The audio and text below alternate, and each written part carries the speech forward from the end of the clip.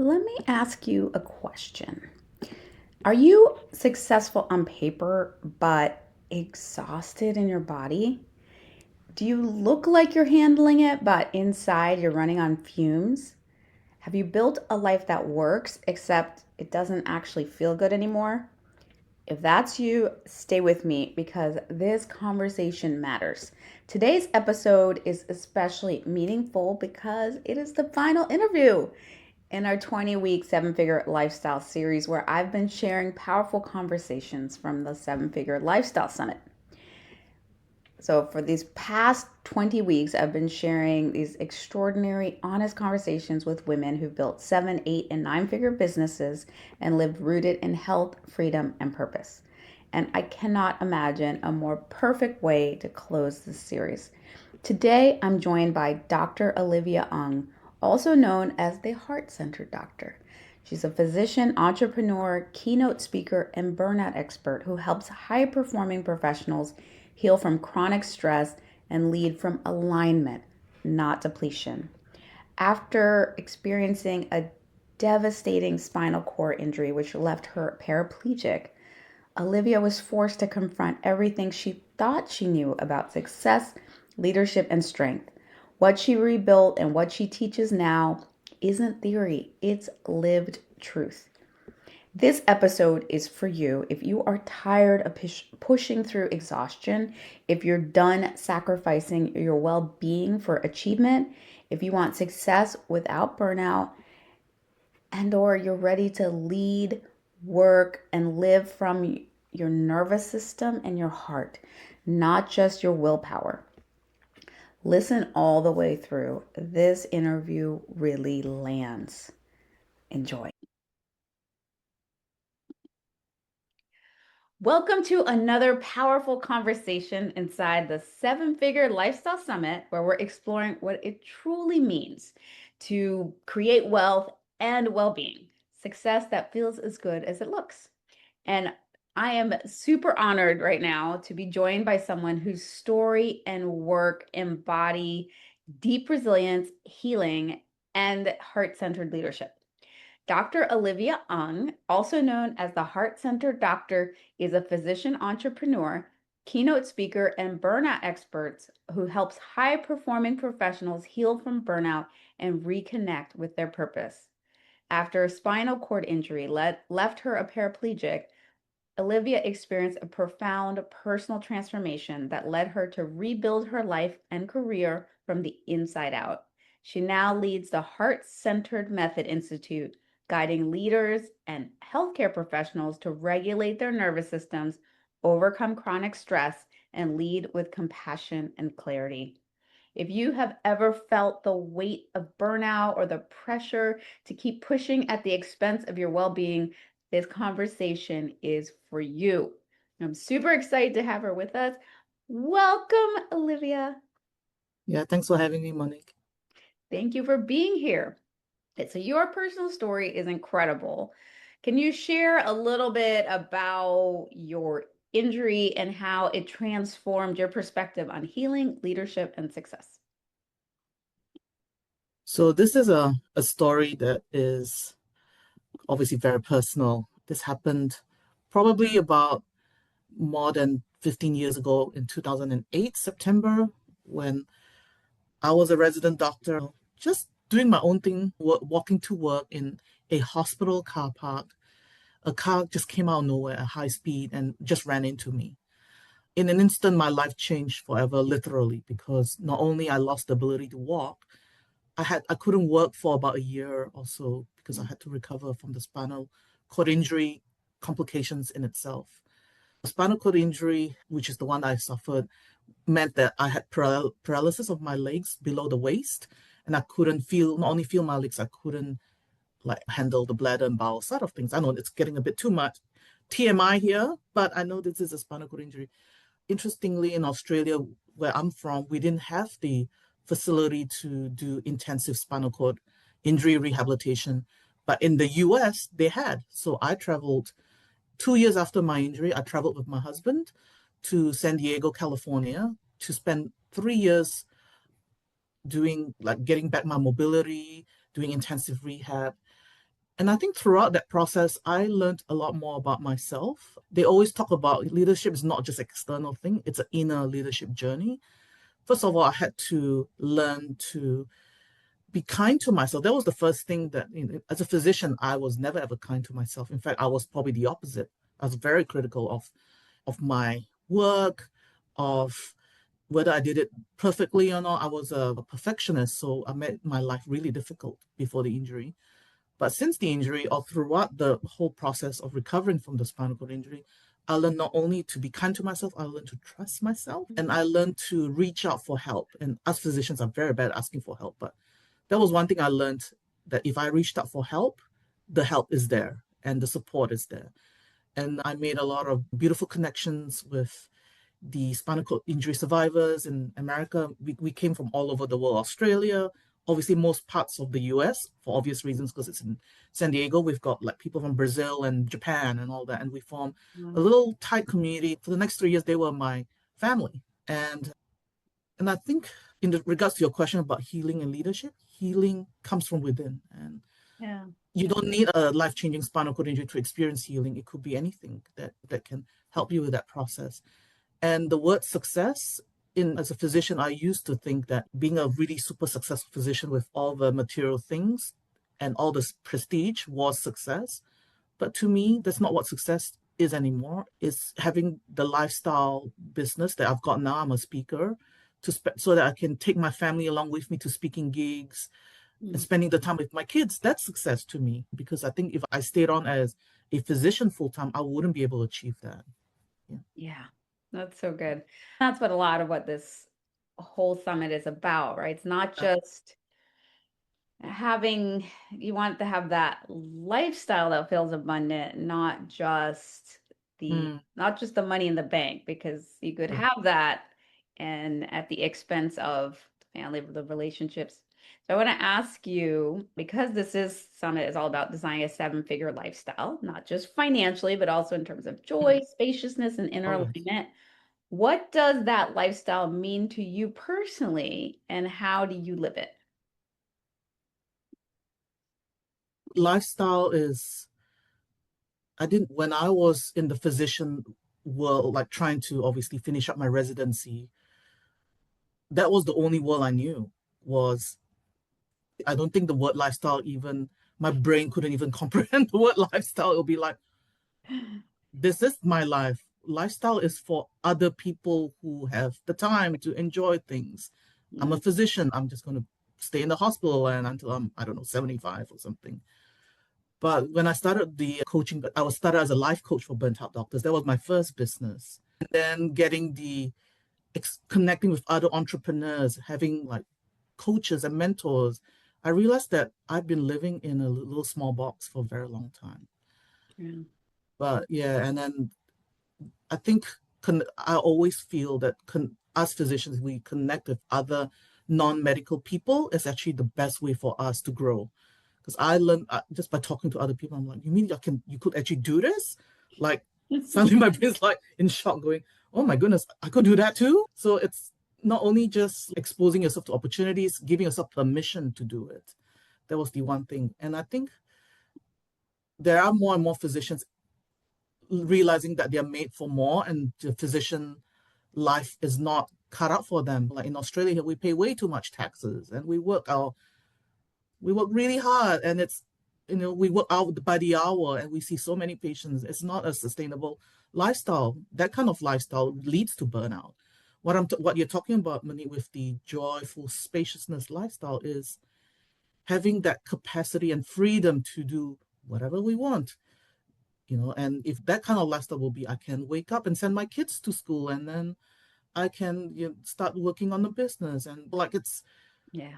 it's basically working by design, not by roster, hospital roster. So Yeah. it's business by design, not by roster. That is lifestyle business for Love sure. that. So you work closely with healthcare professionals and leaders to help them recover from burnout. So what are some of the deeper, often overlooked causes of burnout that you see again and again?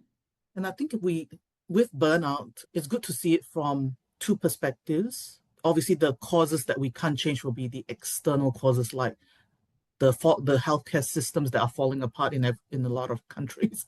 Australia's not too bad. Well, I wouldn't say it's perfect healthcare system, but it has a lot of flaws too, and it's causing a lot of overload on doctors, physicians, and we must not forget that we had this thing called COVID that happened that not only like led to so many fatalities or deaths, it led to a lot of very traumatized healthcare professionals and leaders. Yeah. To the point, I think 30% of healthcare leaders and professionals have actually left the industry by now.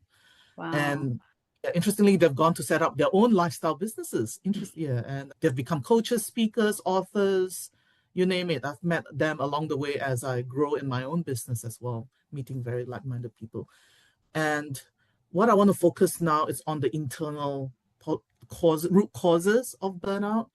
One of the causes that I identified in myself was perfectionism, trying to make sure things are done the right way, correctly. But once I delved into the root cause of why I was even a perfectionist in the first place, it was because when I was a kid, I just wanted my parents to praise me for all I've done. See, mom, look at this. I've done this and I've done that.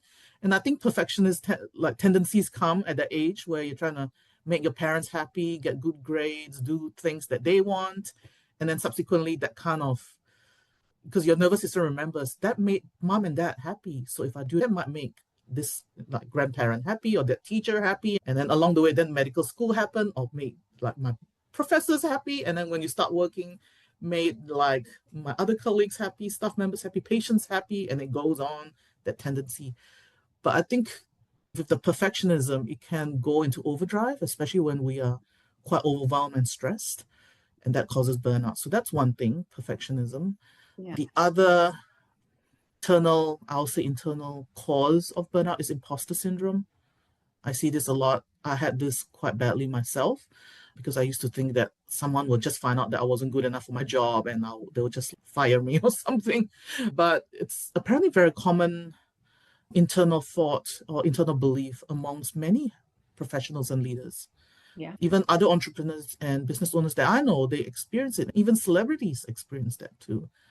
If you think about it, if you keep having that thought and belief that you're not good enough, it causes so much internal suffering and makes you overcompensate, behave a certain way, and that leads to burnout. So burnout's not just a workload issue, it's also could be an internal root cause issue that us individuals will need to take ownership of and deal with them by doing your own work so that you can overcome it. Mm. I can resonate so much with that. I went the law route, Yes. not the medical route, but definitely the perfectionism and Mm, imposter syndrome and mm. trying to be perfect for the parents, but then also waiting for everyone to know how unperfect you're like, oh no, they're gonna find out Yeah, exactly. No, I'm I've been not there. pretending to be here. So I get that. Yeah. You emphasize nervous system regulation as a key to healing. So for high achieving women who constantly feel on, where can they begin to reconnect with calm, clarity, and groundedness? And I think with just this constant feeling of being on all the time, this is what I call the hyperarousal or sympathetic state. You've got a lot of sympathetic energy, meaning that you get quite anxious, feeling a bit edgy. And I see, because I coach a lot of female surgeons, and I see this a lot because they have to be on edge. When they operate, they gotta, right? Or else they'll miss something. And the problem is the nervous system remembers that state. And it's funny enough, when I coach some of these female surgeons, they said that they carry this even when they come home with their family, they still feel very on. And when we delve into the root causes, it turns out that they were like that when they were kids too. So the funny thing, it's not the funny thing. The beautiful thing is the nervous system does remember all these things. The body remembers all that. People have written books about it. Gabor Mate and all these other authors on the body remembers, the nervous system remembers. And I think the key to healing is, first of all, to be even self-aware that this is happening in your life. Yeah. So I run a lot of burnout workshops in hospitals and corporate organizations. And one of the things that I focus with them is to just be aware that these are the states that they could be in a hyperarousal state where they're like on, feeling on all the time and getting wired. And then they could be on the opposite side, which is hypoarousal, where they feel like numb, disconnected, or switched off, I guess. Really Mm. very. And the problem is how burnout actually happens is when you've been in that sympathetic state of feeling on for so long, your body eventually goes, I'm gonna be running out of energy. I'm done. I'm tapped out. And guess what? You go into hypoarousal, and that's how you burn out. So burnout is actually a hypoarousal, low energy vibe.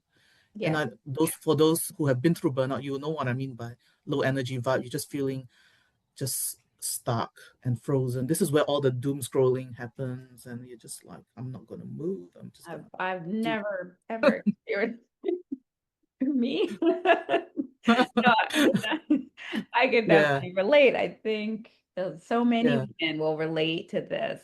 They're successful, but it's like that feeling of being on all the time until you're just like, you know, exactly. Yeah. yeah, And I think the key to maintaining homeostasis, I'm using a medical word here, I'm maintaining balance of the sympathetic and parasympathetic system, which is what we just described. Sympathetic meaning feeling on, and parasympathetic means, which is the not so good part of parasympathetic, which is the dorsal vagal, where you just tapped out and you're numb, disconnected. You want to get into that good parasympathetic state where we call it ventral vagal. You'll have days where you feel that what you just talked about, calm, clarity, groundedness, that's ventral vagal part of the parasympathetic nervous system. I'm getting a bit technical here, but the nervous system is so beautiful because we already have all this within us and we can yeah, just tap into it.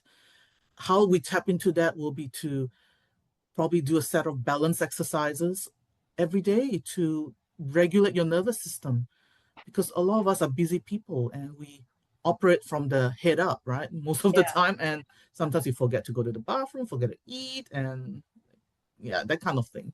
So I think being aware of the body, the nervous system, is probably the second step after self-awareness. And doing regular balance exercises is number three to regulate your nervous system, depending which state you're in at that particular moment. If you are okay, probably in the sympathetic state, you have to discharge the energy. You gotta do wall push-ups, whatever.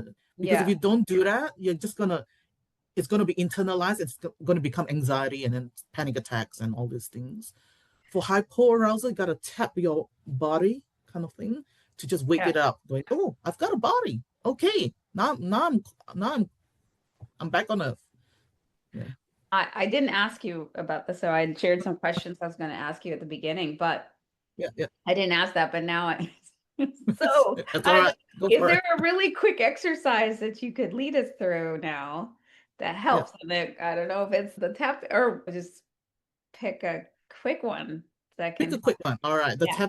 A quick one is the tapping. I teach Uh-huh. this to all my clients. This is when you're feeling that numb energy, low Okay. vibe Yeah. kind of thing. All right. The sympathetic is easy. You can just do a wall push up. Wall But push-ups. Okay, yeah, that's yeah. good to Think know. wall push ups. All right. This you got to do this body tapping exercise for 3 minutes. 10 seconds is not going to cut it. It's Okay, we'll do a yeah. Let me just truncated version so people know, and then this. yeah. All right. I'll just do it, demo it, and then you guys, Yeah, like, whoever want to do it, if you're feeling a bit rewind low it, energy, watch it again. go Yeah, for it.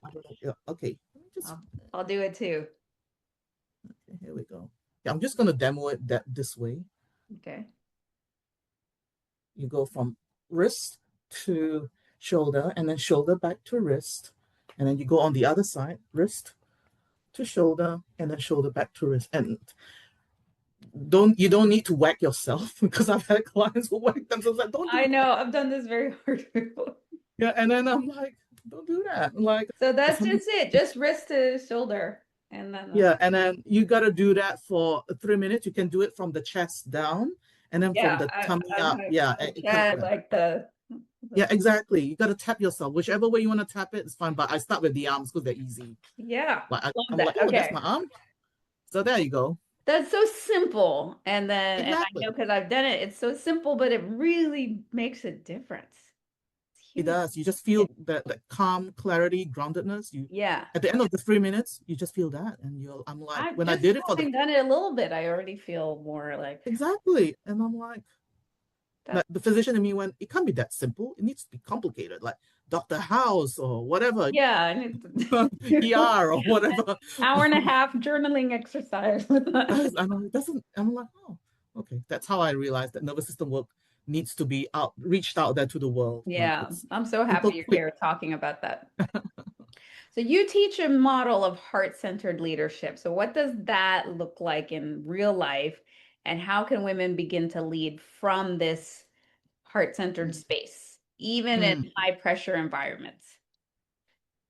The word heart-centered, why I came up with this word is I didn't lead a heart-centered life until I actually set up my business.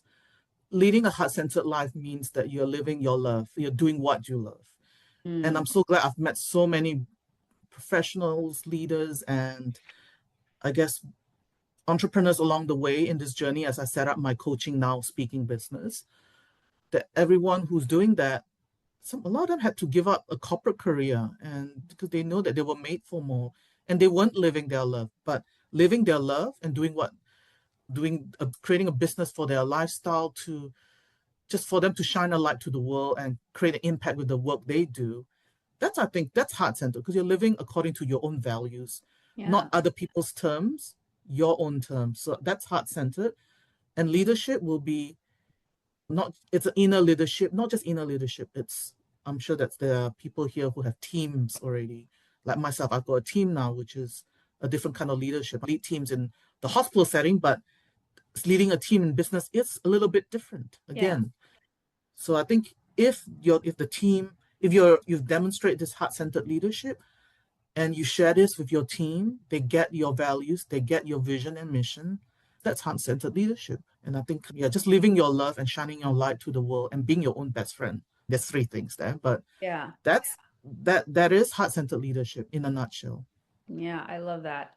They Mm. say living your love and Shine doing your what you light love, shining your light, sharing and your be your own best friend. That's being your self-compassion. Being own your own best best friend. friend. Exactly. So good. What are two practices that have been especially transformational on your own healing journey that you now share with others? The one of the practices that have really changed my life is this self-compassion thing I've been talking about.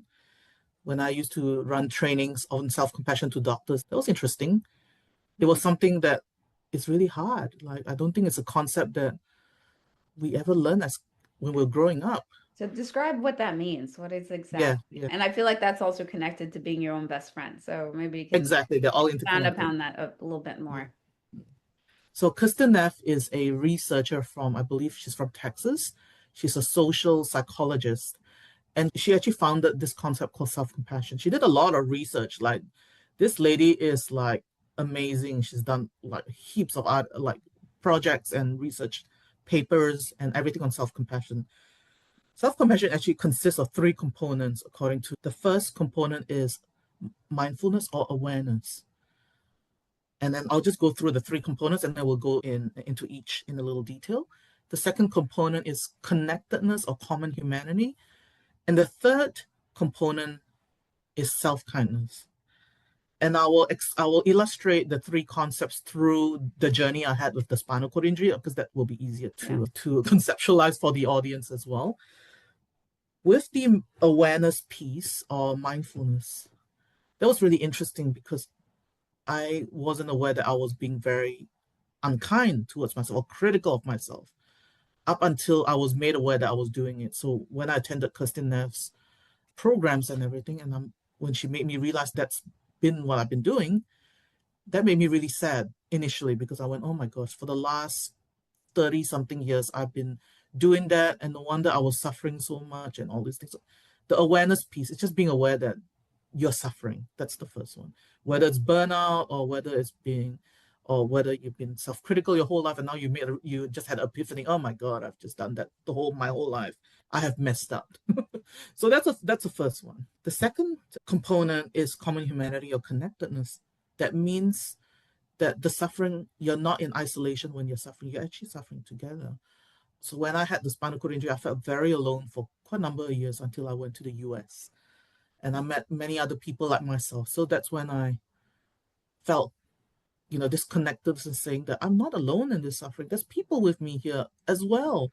So, we need to reach out and help each other. So that's common humanity or connectedness. And the last piece is self-kindness, which is obviously being your own best friend, being kind to yourself. Probably the hardest thing to do is that, because the other two, you might go, yeah, I think I can do self-awareness. I can do common humanity or connectedness, but self-kindness, I don't know. Do I even deserve to be kind to myself? Those were the first few thoughts I had. That in itself is a muscle. Self-kindness is a muscle. So it's not something that you can just close your eyes and then open it, and then suddenly you can achieve it. It took me a long time, 2 years, in fact, to be kind to myself. So it's a personal journey for your own personal journey. And self-kindness meaning treating yourself with respect, accepting yourself for who you are without apology, owning your space, that kind of thing. And just being there for yourself, backing yourself, whatever ways you want to say it. So that's essentially the three pillars or three components of self-compassion. And you can see why Christina spent years doing research on this, because when she started implementing this self-compassion, there's actually a tool, like a questionnaire of 22 questions that she gives out to people. And when people started implementing this in clinical practice, even in their own business, in their own life, massive change. It's very healing. It was my own healing journey as well with that. And I'm so grateful that the spinal cord injury happened. I don't know why I said that, but it happened for a reason, right? I understand. Like you Yeah. said this was in September of 2008. In 2008, I got fired when I was pregnant. It was a horrible, Mm, felt horrible at the time, yeah, but in exactly. hindsight, brought me on this journey that I'm so grateful for. And I don't, it's not having that type of injury is it's different, but I can think of so many things that were the quote unquote worst things that ever happened to Yeah, me that in hindsight are the best things that happened to me. I'm so grateful. exactly. Yeah. Exactly. Oh, so good. I know that you've created or you have a couple gifts for summit attendees, one for everybody and an Yeah. extra special one for the VIPs. Can you tell us about them and how they can support women? Okay, sure. Yeah. So I've got a burnout checklist, a three-step burnout checklist for professionals and leaders to overcome burnout. It's a checklist that I created from not only just my lived-in experience, also based on the research out there. It's something that I wish that when I was going through burnout in 2019, I wish I had that checklist. I didn't have anything. In fact, nobody knew what burnout was, and there was only other person in Australia who is doing the work on burnout. And I'm glad I approached her and she helped me out through it. So this is a checklist that I've created to help all of you, specifically when you're feeling a bit like feeling exhausted, feeling like quite disconnected to yourself, losing your life purpose, which are the three big signs of burnout, Yeah. to just look at this checklist and see what quick things you can implement to reduce that burnout intensity. Oh, I love that. So the checklist, it sounds like it'll help with that first level, which you said is the awareness, but also it gives you ways to combat it. So Correct. the Correct. actual tool. Quickly. Amazing. Yeah, All right. So you click on the link to get that. And for our VIPs, I got something even more special. You want to share about the VIP gift? absolutely. For the VIPers out there who want to explore my gift, my gift for you guys is a one-on-one 30 minutes nervous system audit where I do a assessment of different life aspects of where you are at and how the nervous system states where you are with the nervous system health with each of those aspects. So it's interesting how blending nervous system work and coaching, how it can just help you see where you're at and what needs to be addressed and how I can best support you guys. Amazing. Yes, you definitely want to be a VIP and connect and get that one-on-one time with Dr. Ong. How incredible is that? I am so grateful, Olivia, for you for sharing your story, just so Thank you. vulnerably, to sharing your wisdom and your heart with us today. Your journey is a true reminder that strength can be soft and steady, and that Yeah, healing, joy, and purpose, they don't come after success, they are a part of it. And exactly. again, for those of you watching, Dr. Ong has these beautiful gifts for you that will help you with burnout and in your own journey of nervous system regulation so you can show up for your life with heart-centered leadership, with greater clarity, with groundedness and calm.